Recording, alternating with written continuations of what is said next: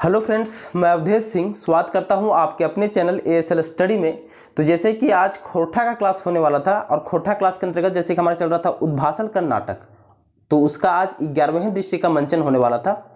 लेकिन उस क्लास की जगह पर मैं आपको कुछ अपडेट करने आया हूँ, जो कि जेएसएससी के थ्रू डिप्लोमा स्तरीय एग्जामिनेशन का नोटिफिकेशन आउट हो चुका है।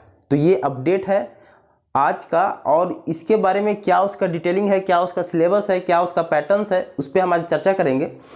और बहुत थोड़ा मोड़ा कुछ लोगों को शायद लग भी रहा हो कि बीच बीच में क्लासेस जो है वो डिस्टर्ब होती हैं। आई एग्री कि क्लासेस डिस्टर्ब अभी हो रही हैं, लेकिन टेंशन नॉट। जनवरी में, जैसे कि मैंने इसके जस्ट पहले की वीडियो में कहा था कि 15 जनवरी से मैं पर डे 2-2 वीडियो आपको देना स्टार्ट कर दूंगा। मुझे लगता है कि 15 जनवरी से पहले ही, आई थिंक 3 या 4 जनवरी से ही शायद मैं आपको 2-2 वीडियो देना स्टार्ट कर दूं। तो डोंट वरी, आपका एग्जामिनेशन होने से पहले आपका पूरा सिलेबस कंप्लीट करवा दिया जाएगा। आपका अगर भरोसा है हमारे ऊपर, आप अगर भरोसा ये कायम रखे हो, तो आपके भरोसे पे हम खरा उतरेंगे, इतना विश्वास आप कर सकते हो। तो चूंकि नोटिफिकेशंस जो आता है उससे अपडेट रहना जरूरी हो जाता है, क्योंकि वही नोटिफिकेशन एक तो आपको एक सही पाथ देता है, और जो जिस वे में आप तैयारी कर रहे हो, क्या कर रहे हो, नहीं कर रहे हो, वो एक सही निर्णय लेने में आपको मददगार देता है कोई भी नोटिफिकेशन जब आता है तो, क्योंकि एक उत्तेजना आपके अंदर बुलाता है।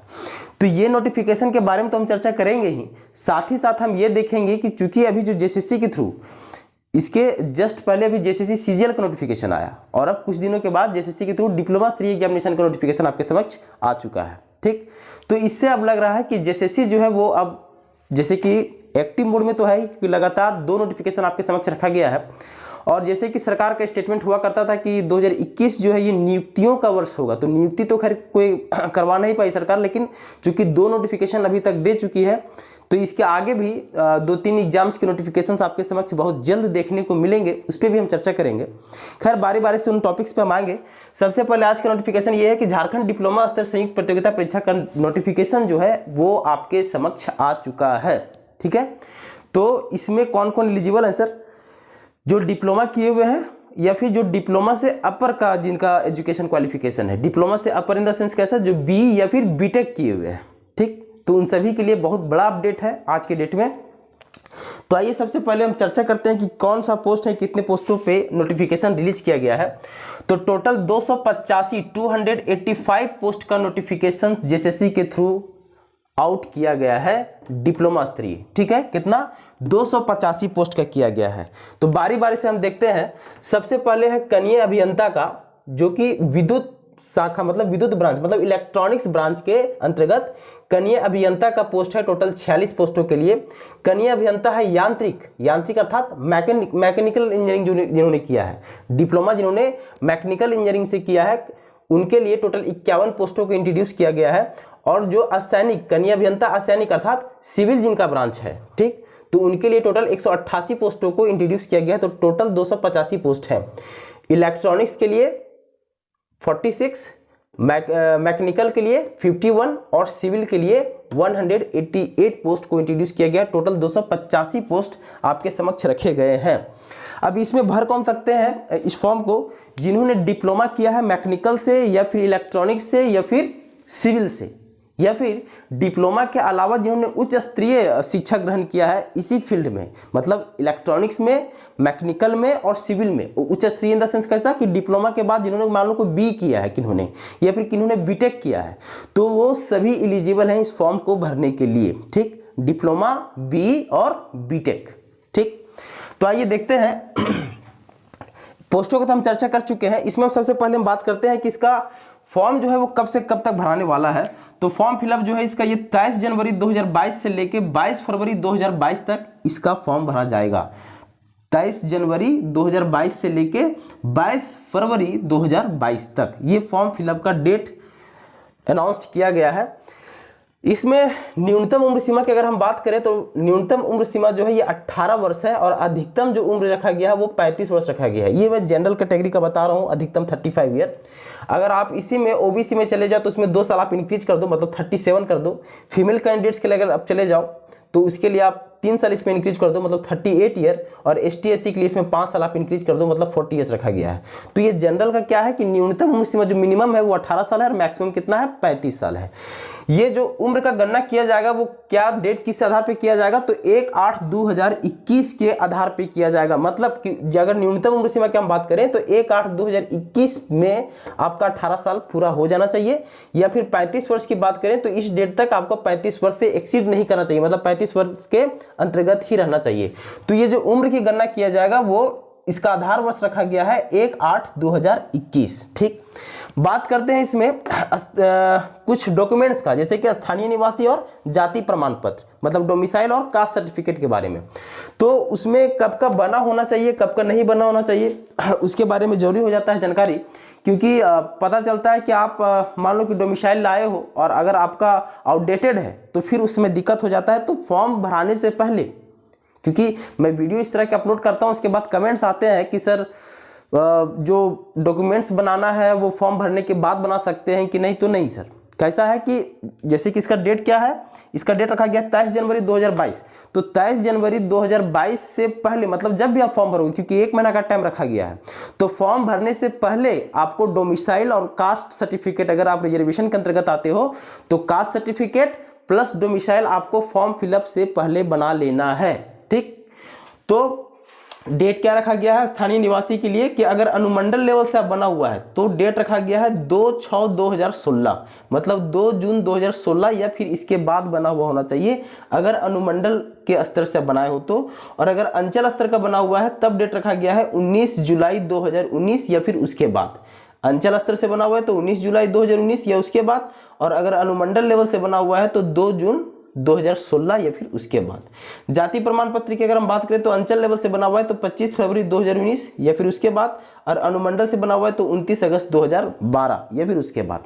तो ये स्थानीय निवासी प्रमाण पत्र का इशू डेट क्या होना चाहिए इसका हम चर्चा किए, प्लस जाति प्रमाण पत्र का इशू डेट क्या होना चाहिए इसका हम चर्चा किए। ठीक, अब इसमें हम बात करते हैं जैसे कि जो अभी बहुत बड़ा मुद्दा चल रहा था कि 10th और 12th झारखंड से होना चाहिए। जैसे कि जैसे सीजीएल का भी नोटिफिकेशन आया उसमें साफ साफ बोल दिया गया कि आपका मैट्रिक और 12th जो है वो झारखंड से होना चाहिए। ठीक, लेकिन इसमें 12th को हटा दिया गया है, इसमें सिर्फ एक क्राइटेरिया रखा गया है कि आपका मैट्रिक जो है मतलब 10th जो है वो झारखंड से होना चाहिए। 10th जो है वो झारखंड से होना चाहिए, 12th आपका झारखंड से नहीं भी है तो चलता है। दूसरी चीज, इसमें जो भी आरक्षण का लाभ उठा रहे हैं मतलब ST SC OBC कैंडिडेट्स जो भी हैं, तो अगर वो उनका 10th झारखंड से नहीं भी है फिर भी कोई दिक्कत नहीं उनके लिए।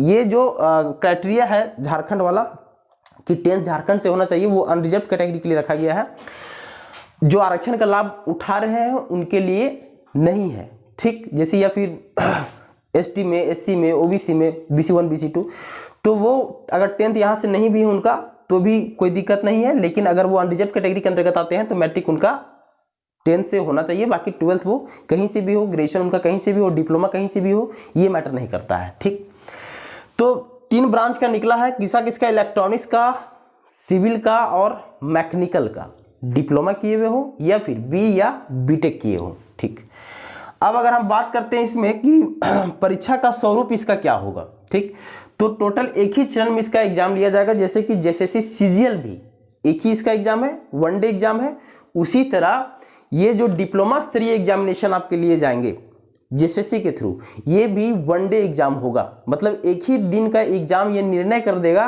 कि आपको जॉब होगा या नहीं। ठीक, मतलब पीटी के बाद मेंस का इसमें लोचा नहीं है, डायरेक्ट मुख्य परीक्षा इसमें लिया जाएगा। ठीक, तो एक चरण में ही इसका एग्जाम लिया जाएगा। इसमें टोटल 2 पेपर है, पेपर 1 और पेपर 2। ठीक, पेपर 1 में क्या है सर, तो पेपर 1 में आपका सामान्य अभियांत्रिकी जिससे आपको 80 प्रश्न पूछे जाएंगे, और सामान्य ज्ञान जिससे आपको 40 प्रश्न पूछे जाएंगे, ये पेपर 1 में है। फिर पेपर 2 में है आपका रिलेटेड ब्रांच से, मतलब अगर आप इलेक्ट्रॉनिक्स से किए हुए हो तो इलेक्ट्रॉनिक्स से रिलेटेड क्वेश्चंस आपको देखने को मिलेंगे, अगर आपने मैकेनिकल इंजीनियरिंग किया है तो मैकेनिकल से क्वेश्चंस देखने को मिलेंगे, और अगर आपने सिविल से किया है तो फिर सिविल से क्वेश्चन आपको देखने को मिलेंगे पेपर 2 में। मतलब सेपरेट मिलेगा, अगर मैकेनिकल का है तो मैकेनिकल का ही, इलेक्ट्रॉनिक्स है तो इलेक्ट्रॉनिक्स का, और सिविल है तो सिविल का। तो ये हो गया रिलेटेड ब्रांच से क्वेश्चंस पेपर 2 में। और पेपर 1 जो है इसमें आपके क्या है कि सामान्य अभियांत्रिकी है। अच्छा, सामान्य अभियांत्रिकी में भी कैसा है कि मैकेनिकल वालों को सिर्फ मैकेनिकल से रिलेटेड ही जो क्वेश्चंस होते हैं वो पढ़ना है इसमें, और अगर इलेक्ट्रॉनिक्स है तो उससे इलेक्ट्रॉनिक्स का ही क्वेश्चन पूछा जाएगा, और कोई सिविल का है तो उससे सिविल का ही क्वेश्चन पूछा जाएगा। अगर जैसे कि हम इलेक्ट्रॉनिक्स की बात करें सामान्य अभियांत्रिकी के अंतर्गत, तो जैसे कि एसी फंडामेंटल्स हो गया, इंडक्शन मोटर हो गया, बेसिक नॉलेज ऑफ सर्किट्स हो गया, तो इस टाइप के क्वेश्चंस आपके यहाँ पे पूछे जाएंगे सामान्य अभियांत्रिकी के अंतर्गत। तो टोटल 80 प्रश्न यहाँ पे, और सामान्य ज्ञान में 40 प्रश्न होंगे। इस सामान्य ज्ञान में आपका जीएस भी इंक्लूड है, साइंस भी इंक्लूड है, मैथ है, रीजनिंग है, झारखंड भी है। ठीक, तो ये जो सामान्य ज्ञान का 40 प्रश्न है, इसमें क्या है सर, तो जीएस भी है, जो मतलब कि geography, history, polity, Jharkhand GS भी है, मैथ भी है, रीजनिंग भी है, साइंस भी है। ठीक, इस 40 प्रश्न के लिए। और ये जो है सामान्य अभियांत्रिकी 80 प्रश्न, इससे आपको रिलेटेड ब्रांच से क्वेश्चंस, बेसिक क्वेश्चंस आपसे पूछे जाएंगे। तो टोटल 80 और 40 120 क्वेश्चन यहाँ भी पूछा जाएगा, और पेपर 2 में भी 120 प्रश्न पूछे जाएंगे।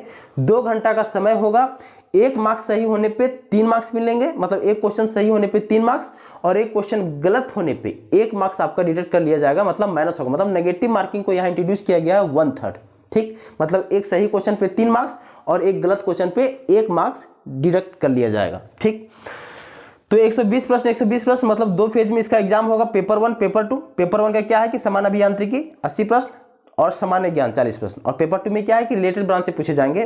मैकेनिकल है तो मैकेनिकल, इलेक्ट्रॉनिक्स है तो इलेक्ट्रॉनिक्स, एंड सिविल है तो सिविल। ठीक, तो ये ओवरऑल एक आपको मैंने इसका बताने की कोशिश किया कि क्या कितने इसके पोस्ट हैं, क्या इसके सिलेबस हैं, क्या इसका एग्जाम का स्वरूप है, डोमिसाइल जो है वो कब का बना हुआ होना चाहिए, जाति प्रमाण पत्र कब का बना होना चाहिए, और इसका फॉर्म जो है फिलअप डेट कब रखा गया है, कब से कब तक रखा गया है। ठीक, अब इस नोटिफिकेशन के बाद आपके अंदर कुछ और उत्सुकता बढ़ जाना चाहिए, क्योंकि अब जेएसएससी सीजीएल के बाद ये दूसरा नोटिफिकेशन है जेएसएससी के थ्रू डिप्लोमा स्तर का। अब आप कंफर्म रहो कि बहुत ही जल्द आपको एसआई का, कांस्टेबल का, फॉरेस्ट गार्ड का भी वैकेंसी का नोटिफिकेशन आपको देखने को मिलेगा।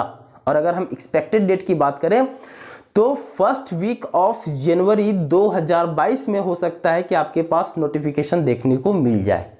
ठीक, तो 2021 में अभी तक 2 नोटिफिकेशंस आपको मिल चुके हैं, और मे बी कि 2022 के जनवरी के फर्स्ट वीक में आपको एसआई का, कांस्टेबल का, फॉरेस्ट गार्ड का, इस सब का भी नोटिफिकेशन देखने को मिल जाए। तो आप हो जाइए तैयार, क्योंकि पढ़ना जरूरी है। 22 में अगर आप हल्का सा सीरियस हो गए तो 2022 में आप जॉब 100% आप लेके जाओगे किसी न किसी ब्रांच में। अच्छा, इसके अंतर्गत जो सामान्य ज्ञान में मैथ रीजनिंग है, अगर किन्होंने डिप्लोमा या फिर बीटेक किए हैं तो वो भी यहाँ जो मैथ रीजनिंग का क्लासेस चल रहा है उसका वो लाभ उठा सकते हैं।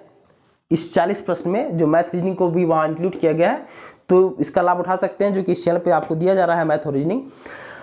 बाकी आपको जो रिलेटेड ब्रांच है उससे आपको बढ़िया से पढ़ाई करना ही होगा, क्योंकि क्वेश्चन जो इस पेपर 2 में जो क्वेश्चन पूछे जाएंगे वो क्वेश्चन का लेवल थोड़ा अच्छा होगा। ठीक, और इसके जो एग्जाम होंगे वो सीबीटी होंगे, मतलब कंप्यूटर बेस्ड टेस्ट होगा, मतलब ऑनलाइन एग्जाम होगा इसका। ठीक, ऑफलाइन एग्जाम नहीं होगा, ऑनलाइन इसका एग्जाम होगा। तो बढ़िया है। ठीक, तैयारी में लग जाइए, क्योंकि इसके तुरंत बाद हो सकता है कि दरोगा, फॉरेस्ट गार्ड, कांस्टेबल, इस सब का भी वैकेंसी का नोटिफिकेशन आपको देखने को मिल जाए। और चूंकि पढ़ने का जो क्रम है सर वो सेम है। जीएस जो है, जीएस अगर आप लूसेंट का तैयारी आपने अगर जेएसएससी सीजीएल के लिए किया तो वो काम आपके, वही जो लूसेंट है वो हर एग्जाम में आपके काम आएगा। ठीक, चाहे आप झारखंड का दरोगा का एग्जाम दो या फिर किसी का, झारखंड जीएस का आपने तैयारी किया अगर तो इसके लिए काम आएगा, तो वो आगे भी काम आएगा। मैथ और रीजनिंग का तैयारी अगर आप इसके लिए किया तो वो आगे के एग्जाम के लिए भी काम आएगा। तो तैयारी जो है वो पुरजोर तरीके से रखो। ठीक, और लास्ट में एक चीज मैं और कहना चाहूंगा कि जैसे कि क्लासेस थोड़ा मोड़ा 19-20 डिस्टर्ब हो रहा है, तो मैंने जैसे कहा कि टेंशन नहीं लीजिए। 3 से 4 जनवरी, हमको लगता है कि 15 जनवरी मैंने कहा था कि 15 जनवरी से पर डे 2 क्लास आपको मैं दूंगा, लेकिन मैं कोशिश कर रहा हूँ कि उसको और जितना जल्दी मैं कर सकूँ। आई थिंक 3 या 4 जनवरी से ही शायद आपको 2-2 क्लास मिलना स्टार्ट हो जाए। तो भरोसा किए हो तो बस संयम रखो और भरोसा रखिए, आपके एग्जाम होने से पहले आपका पूरा सिलेबस कंप्लीट करवा दिया जाएगा।